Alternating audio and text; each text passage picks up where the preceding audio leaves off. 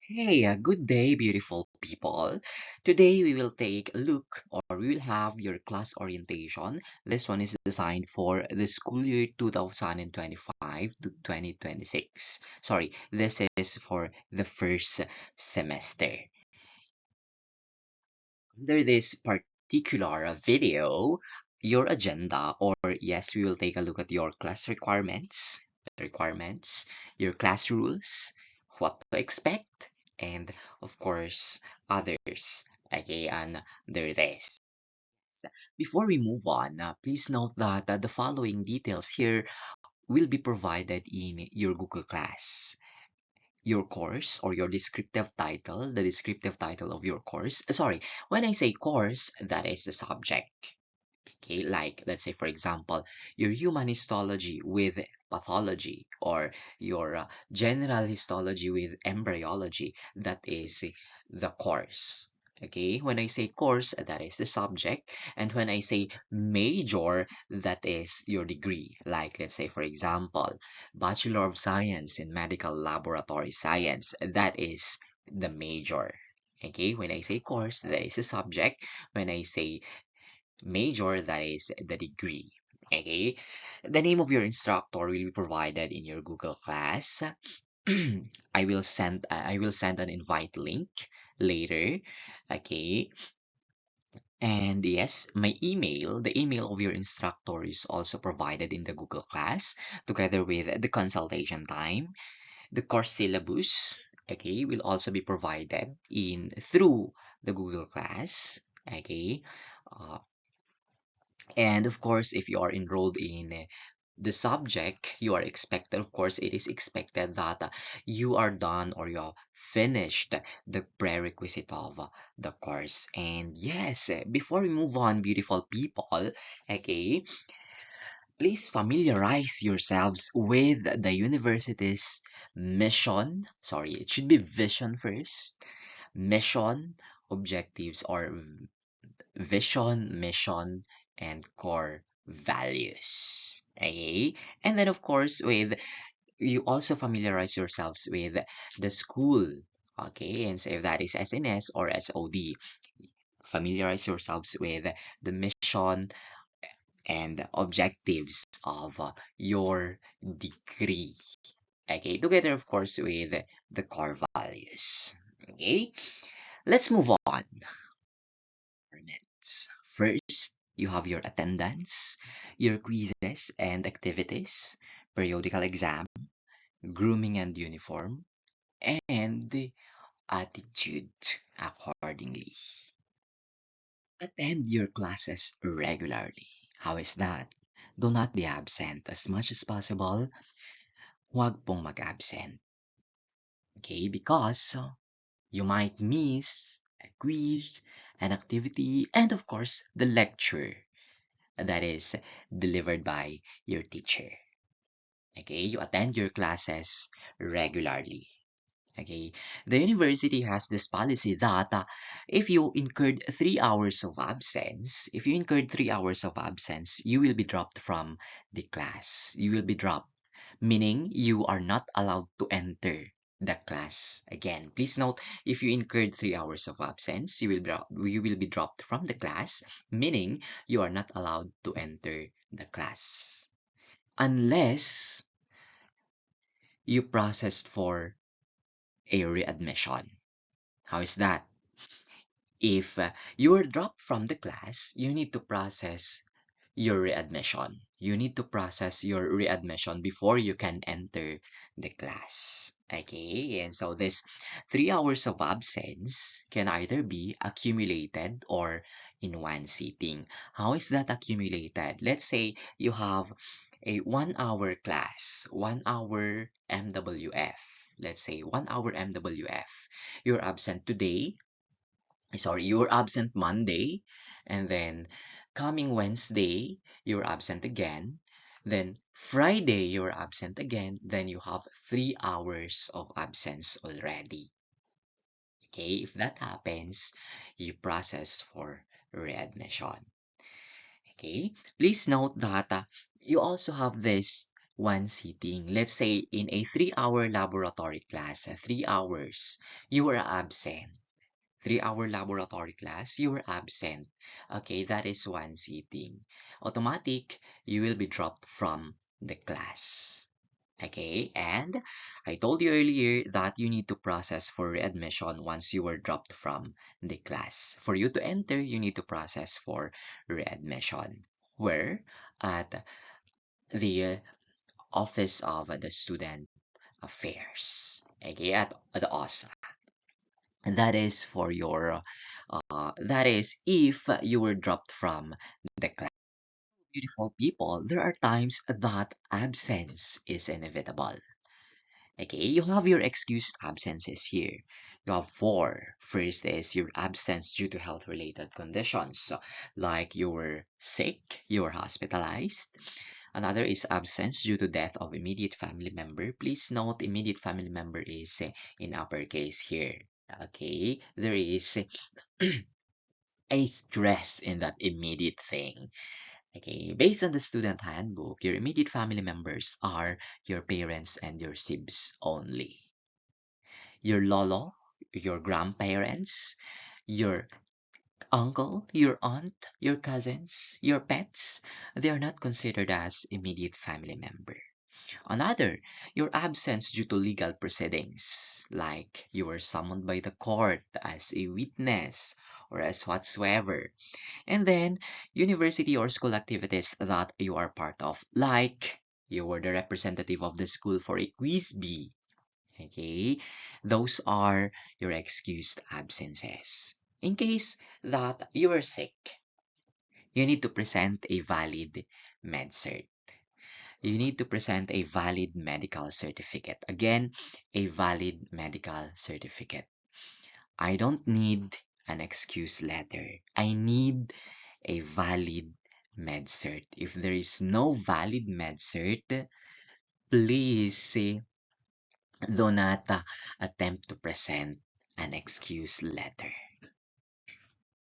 Okay, of course, in the medical certificate, it should be written there that the doctor, I mean, it should be written that you were seen by the doctor, and then the doctor's order, like a bed rest, or if there is a bed rest, or you were confined.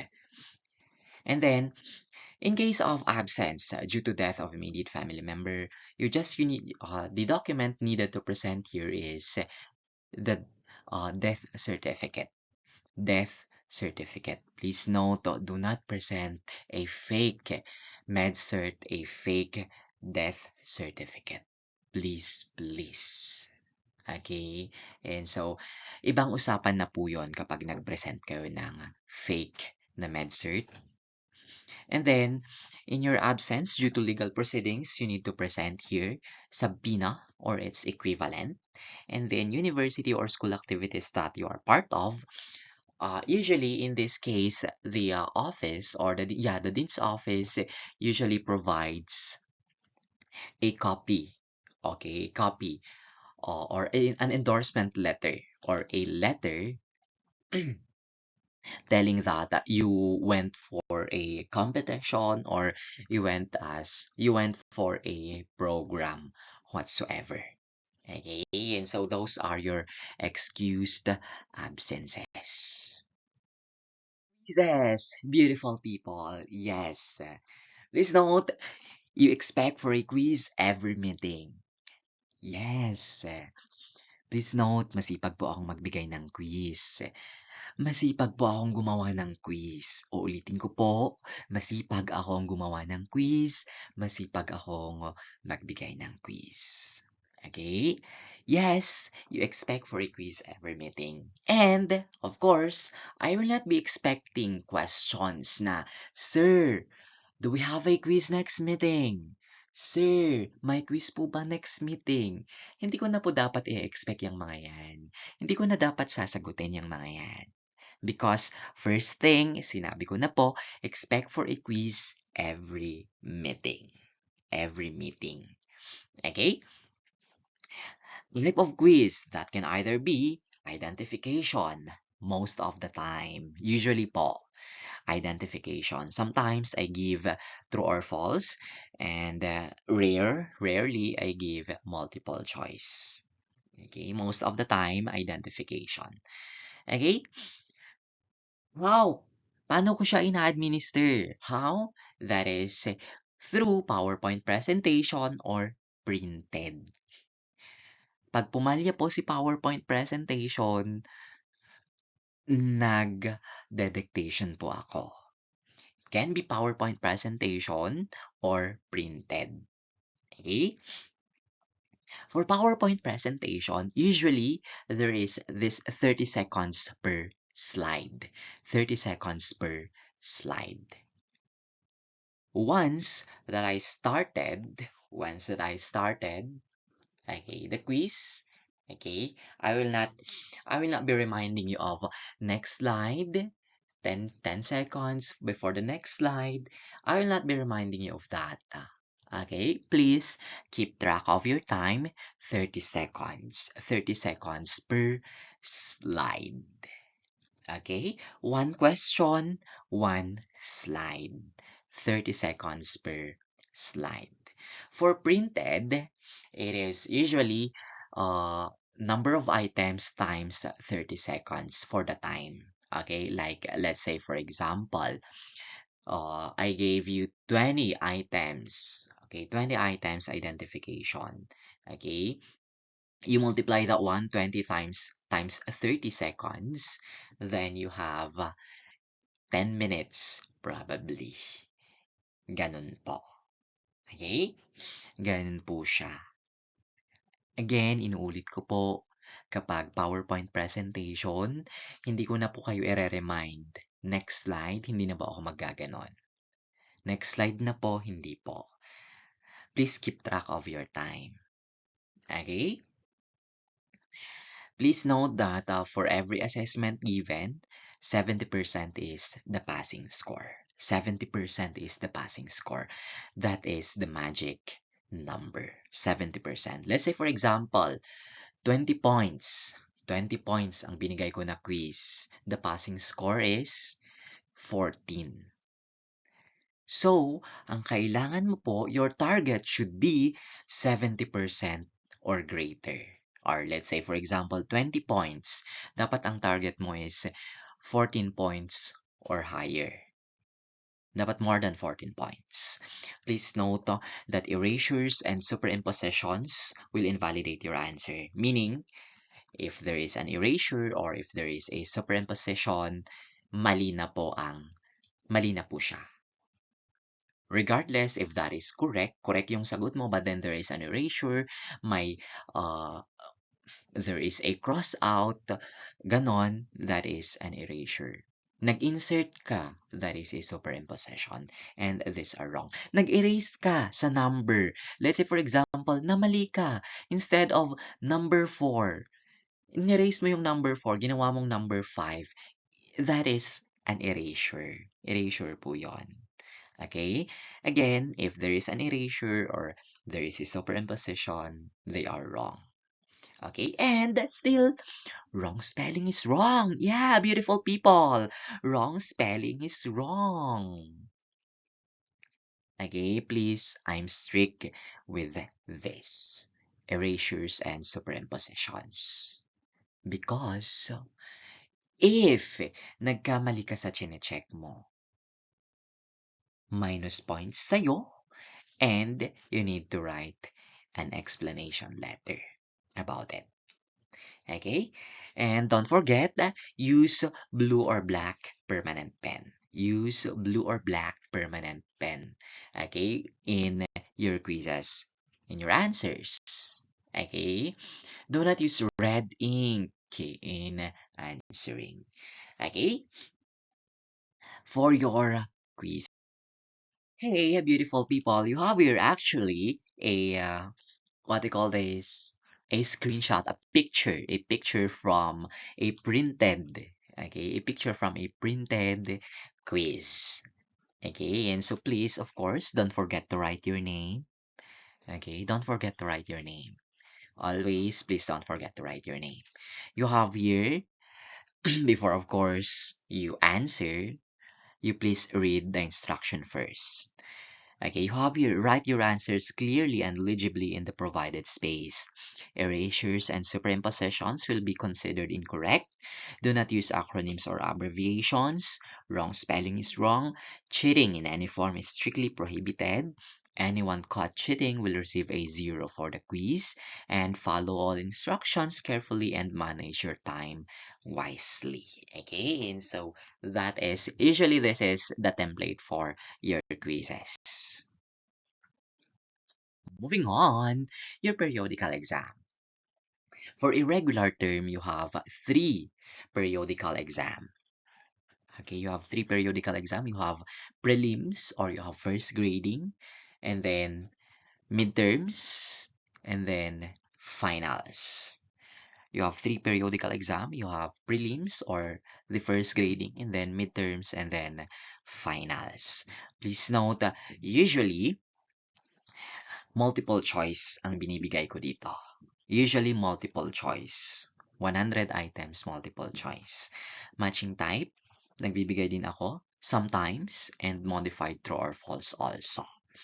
Yeah, I give multiple choice usually, sometimes matching type and rarely or sometimes also modified true or false. Okay, and still 70% is the passing score. 70% here, 70% passing score is university-wide. Not, hindi lang po sa SNS ito. Okay, 70%. Let's say for example, 100 items, 100 points. Kailangan po 70 points or higher. Okay? Yes. Ilang puntos po ang binibigay ko? Okay, in your exam, periodical exam, 100 items, 100 points or greater. I can go as high as 200. Okay, I can go as high as 200. You have here, okay, a picture of a periodical exam. Okay, please don't forget to read the instructions before starting to before attempting to answer. Again, don't forget to read the instructions. Okay? Well, people, I also give assignments in and sit works. But then I rarely gave actually. Okay, and so if that's so, please include the references. If possible, you need to provide the references. If you were asked of your idea or your insight, ganon, then no need to provide a reference. Okay, and so please use reference books. Use reference books. Limit the use of artificial intelligence like AI, I mean ChatGPT. Ganon, no? Please limit the use of artificial intelligence. You make use of your reference books. Marami po kayong reference books sa library. Okay, still, in your assignments and seat works, 70% is the passing score. 70% pa rin po. And yes, rubrics will be given naman. Rubrics will be given naman. Okay, you have your grading system. As what I stated earlier, 70% is the passing score in all required activities. Your course grade, okay, combine the lecture and laboratory grades. If, let's say, for example, the course or the subject has a laboratory portion, then you combine the lecture and laboratory grades. Yes, 50% will come from the lecture and 50% will come from the laboratory. Paano? Stated here, combine the lecture and laboratory grades. Like, let's say, for example, your grade in the laboratory is 75 and your grade in the lecture is 75. You combine that 75 plus 75 and then divide it by 2. That is your course grade. But in cases that there is no laboratory portion, then hindi mo na po kailangang magdagdag ng laboratory grade. Kung ano yung na-compute sa lecture, yun na po yun. Okay? Let's take a look at your laboratory portion. The laboratory grade, paano po siya? Okay, and so you have what you call a 70-30 here. 70% of your laboratory grade will come from your quizzes and exams. You call this one actually as your class standing. 70% will come from your quizzes and exams, your class standing. Then 30% will come from experiments and enrichment questions or your lab reports. Ganun po. Okay? 70% will come from your quizzes and exams. Mas malaki pa rin po ito. Okay? And still, it applies your 70% cutoff score. 70% cutoff score. Okay? Again, your laboratory grade is divided into two portions. You have the quizzes and exams. Your class standing, which is made of quizzes and exams, and then the other one is your experiments and your lab reports. Yun po yon. 70% your class standing, that is 70%, and then your experiments and your lab reports, you have it as the 30%. Okay? Applicable pa rin po your 70% cutoff score. 70% passing. Okay, for professional courses with laboratory component or your core courses, your combined courses, accordingly, you combine the lecture as what I stated earlier. 50% will come from the lecture and 50% will come from the laboratory. Again, the example that I've given you is you have 75 lecture grade and 75 lab grade. You add that one and then divide it by 2. That is your combined grade. Okay? Stated earlier, you have three grading periods for a regular semester. Okay, you have the first grading or the prelims, and then you have the midterms, and then you have the finals. The highest possible grade is 99. The lowest passing grade is 75. The lowest possible grade is 65. Okay, at a university, cumulative system of computing grades is being followed. Okay. First grading grade. Let's take a look at this example. Okay, please note that your first grading grade is final. Okay, there is no such thing as tentative first grading grade.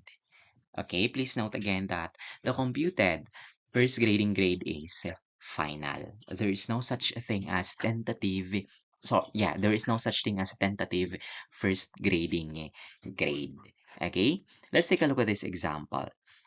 The total score or the highest possible score here is 241 points.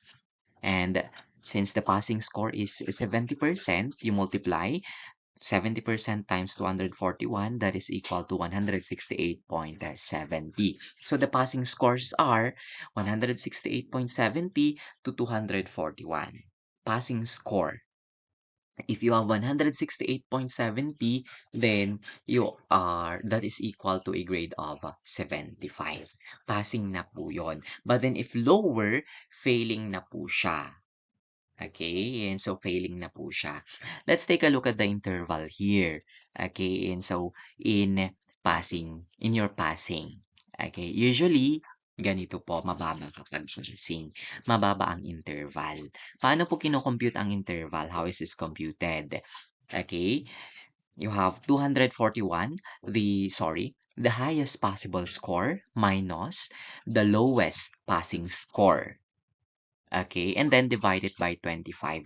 Saan po ba ito galing? You count to. Saan po ito galing yung 25? Galing po siya sa, you count 75 to 99.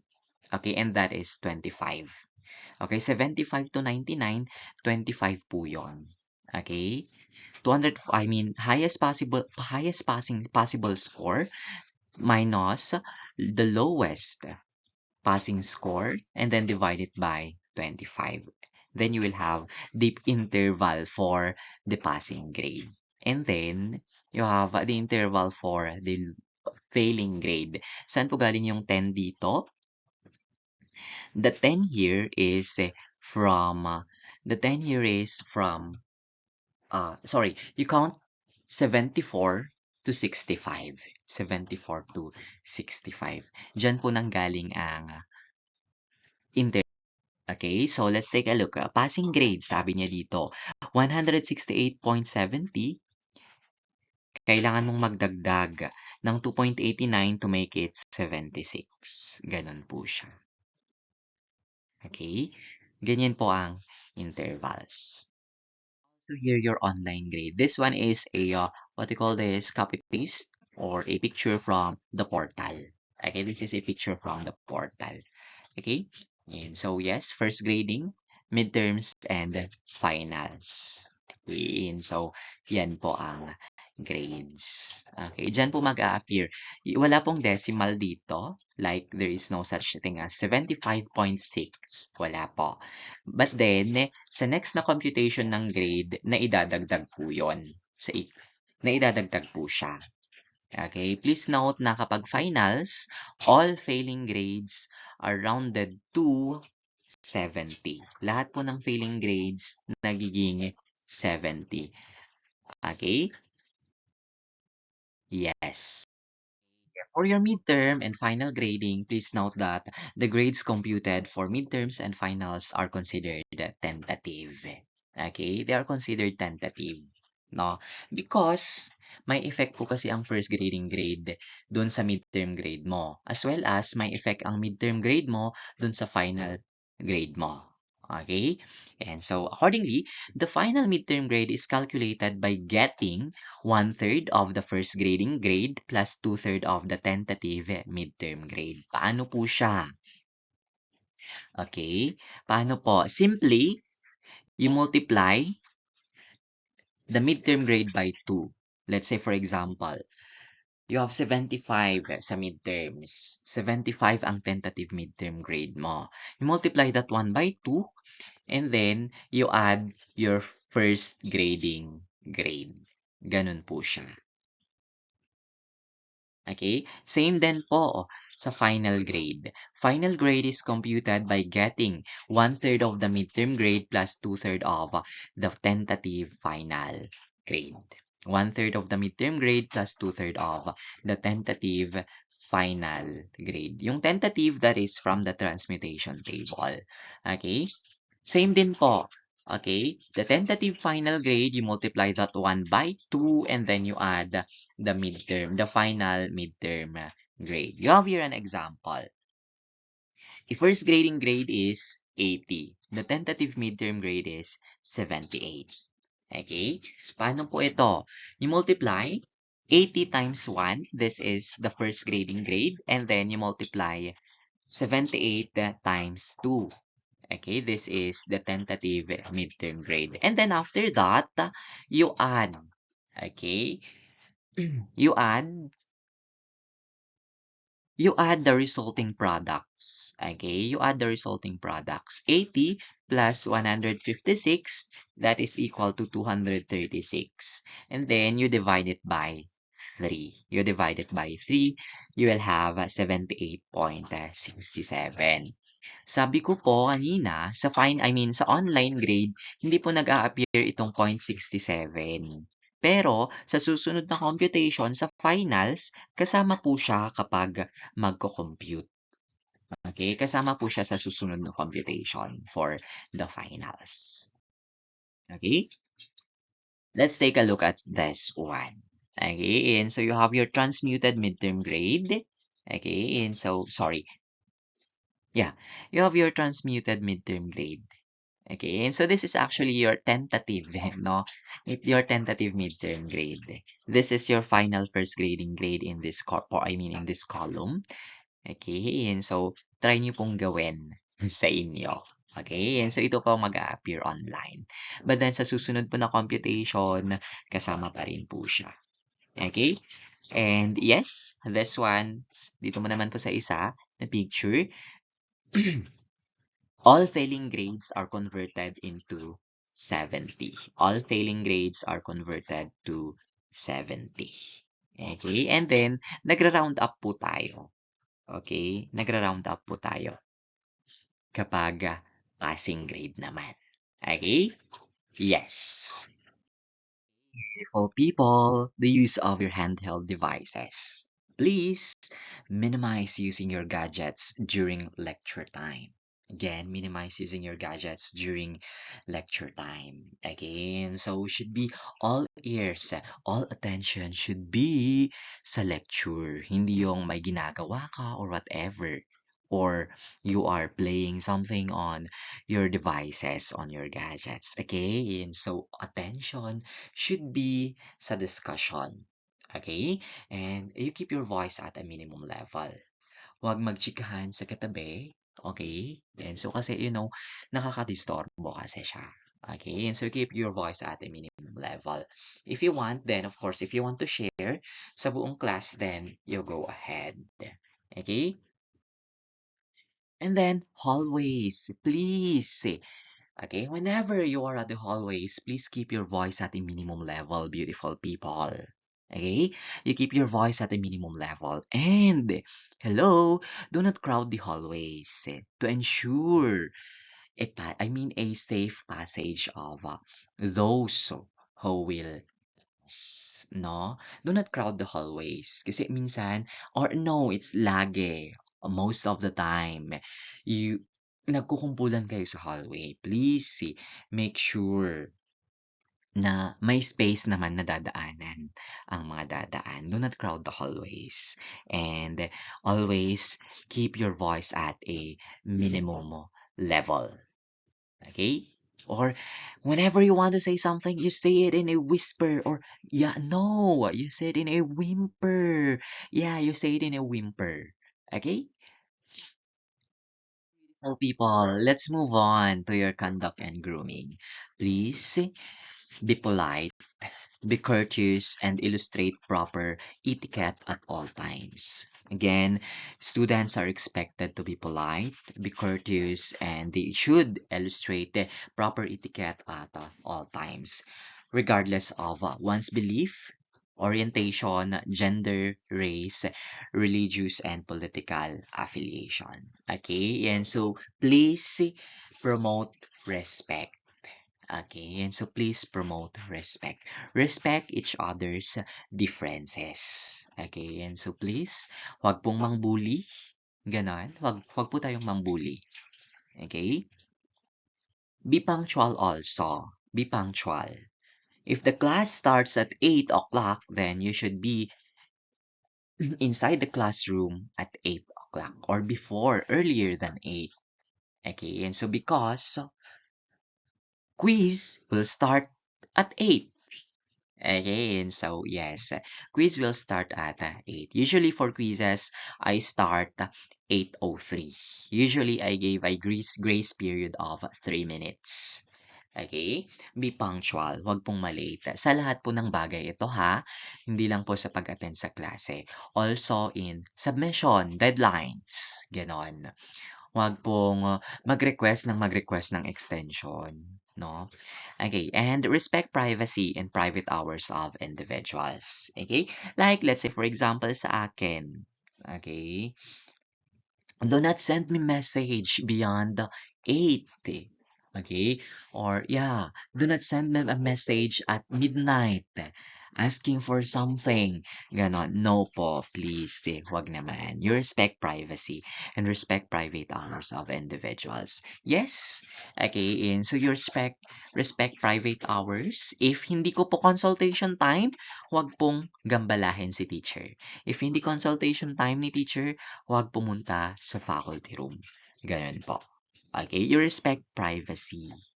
Okay? Huwag niyo namang pinipicturan ang katabi niyo, gano'n. Huwag niyo naman akong pinipicturan. Okay? Ganun po. You respect privacy and private hours of individuals. Okay? And so, yes, please check on my consultation time sa Google Classroom. Okay? And so, yes. Okay? Good grooming, cleanliness, and appropriate dress also. No? Okay, and so wag naman magsuot ng spaghetti straps or ng uh, tattered jeans, ganon. Okay? Yes.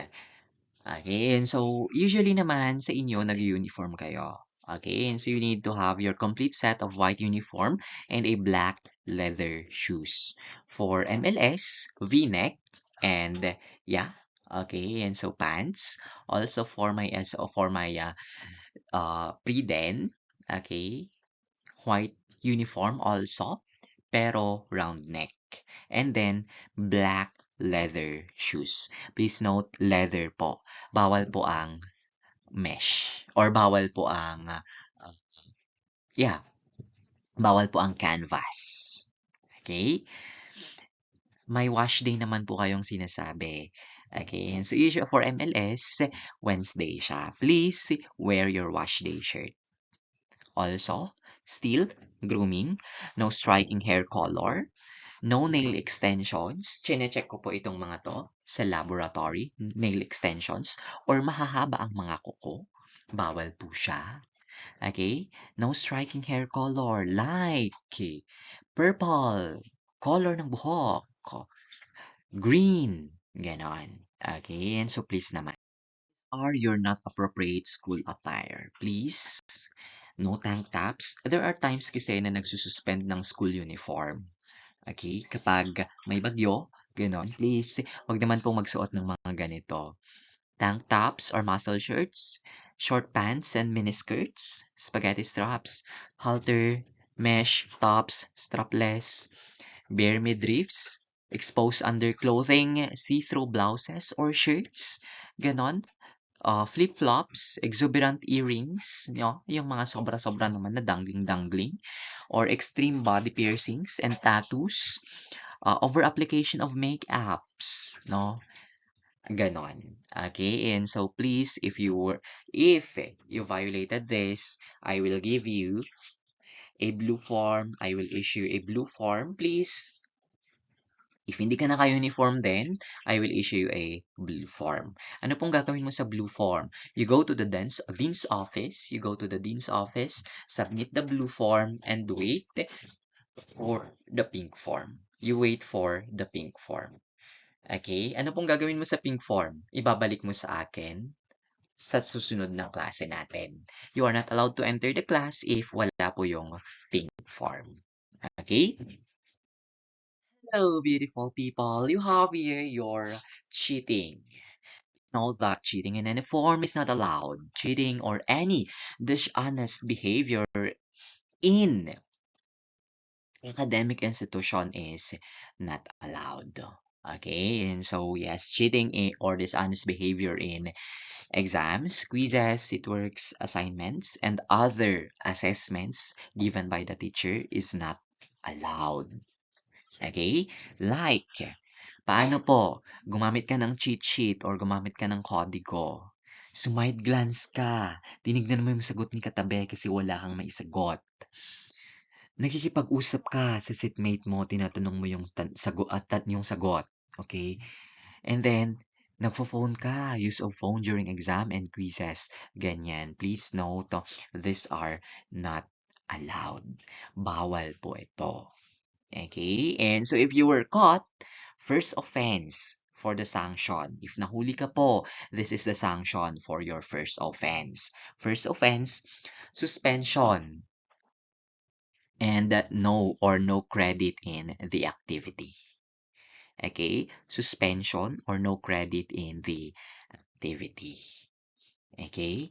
Nahuli ka ulit, ginawa mo ulit the second time at nahuli ka ulit ni teacher. Usually, for first offense, I give no credit. And you need to write a letter of explanation. Okay? No credit and letter of explanation. And second offense, please note, this is exclusion. Exclusion na po. First offense kasi is no credit and warning na kasi yon. Second offense, exclusion. Exclusion na po. Please note exclusion ha, hindi siya expulsion. Exclusion, this is a disciplinary action that allows the student, yung nahuli na estudyante, to finish the semester. But they are excluded from returning to the university. Meaning, hindi kapag natapos na yung term, hindi ka na pwedeng magre-enroll. Ang mangyayari, mag-transfer ka na lang. Ganun po. You need to transfer. Okay? Ganun po siya. And then, magkaiba po sila sa Expulsion ha, magkaiba siya sa expulsion. Okay? Exclusion. Tatapusin mo yung SEM. Okay? Tatapusin mo yung SEM, but then you are not allowed to re-enroll the next SEM. Ganun po siya. That is for your cheating. Okay? And so that is your sanction for cheating. Yes, your policy on vaping and smoking. Please note that Baguio City is a smoke-free city. Smoking in public places is prohibited in Baguio City. Yes, smoking or vaping is not allowed in all public places, including accommodations and apartments, near parks, churches, schools, and all other public areas. Okay, this one is as per City Ordinance number 34, series of 2017. Okay, again, you have your Baguio City Ordinance number 34, series of 2017. Hoy, beautiful people, violators of the anti uh, smoke ordinance, or sorry, yeah, violators of the ordinance will be fined up to 3,000 and up to 5,000 for establishments, up to 3,000 for an individual. Ganun po. Okay, and yes, in the university, okay, and so there is also sanction. With that, do not bring vape and cigarette inside the institution. Okay, and so there is also a sanction kapag nangyaring nagdala ka, nahulihan ka ng vape or nahulihan ka ng paraphernalia and nahuli kang ginagawa or nahuli kang nagvi-vape or nagsismoke inside the university. Sa first offense, warning and confiscation of the paraphernalia. Second offense, accordingly, suspension. Third offense, exclusion po. Okay, and so yes, huwag pong magdala ng paraphernalia. Okay, there are a lot of cases po na ganito. Nahulihan, na-suspend. Okay, please. And then, classroom. Please do not leave any trash inside the classroom. Okay, beautiful people. Okay, please keep the classroom clean. Do not leave any water bottles. Ganon. Okay, and so you practice your 1 minute habit. Paano po yung 1 minute habit? Okay, and so you pick up pieces of paper or pieces of trash and then throw it sa trash bin. Okay? That is your 1 minute habit. Of course, yes, you endorse the classroom clean and organize. Dapat po, di ba? Kasi ayaw naman po natin na kapag tayo ang papasok sa klase, madumi or disorganized siya, hindi siya maayos. Okay? We should endorse the classroom clean and organized. Okay? Reminders to please always write your name. Okay? Again, always write your name. And when writing your names, you write your family name first, followed by your given names. Again, family name first po ha. Inuulit ko po, family name first. Then, your given name. Kapag hindi po sinusunod ito, may minus points. Minus 2. Come to class with a blue or black permanent pen and a sheet of intermediate pad paper because sabi ko nga, every day is a quiz day. And yeah, wag naman to tayong hingi ng hingi sa katabi, no? Be responsible enough, no? And then when answering essay questions, you write the question first in red ink po, followed by the answer in black ink, then use red ink to write the reference if necessary. And yes, listen attentively. Listen attentively, please. Listen attentively. Okay? Listen attentively. Okay? It will save us time. Para hindi po tayo mag-ulit. Let's say for example, nagbigay ako ng instruction, tapos nakikipagtsikahan ka sa katabi mo, hindi mo narinig. yung sinabi ko, yung instruction ko, tapos papunta ka sa akin, tatanungin mo kung anong dapat gawin. Okay, it will save us time, no? Also, kapag nagle-lecture, okay, you listen also. Okay, during lectures, of course, wag mag-ingay. Okay? Beautiful people, me. Yeah, mabait po ako. Hindi po ako nangangain ng tao, no? You can just approach me anytime. I mean, during my consultation time, or if you have questions or clarifications, you can raise a hand. I will acknowledge you. Okay, and so yes, or send me a message through my email. Okay? Others, again, so other reminders or others will be given as we progress. Okay, others will be given as we progress. Of course, what I expect is, yes, you abide. Okay, and so with the standard. Okay, you abide with the standard. Okay, this is college po. Okay, and so this is university. Okay, this is not anymore high school. This is not anymore elementary. Okay, you abide with the standard. Okay? Hey, beautiful people. This has been Gael reminding you to live fully, love deeply, laugh often, keep learning, and never forget to enjoy the ride. Thank you and see you around.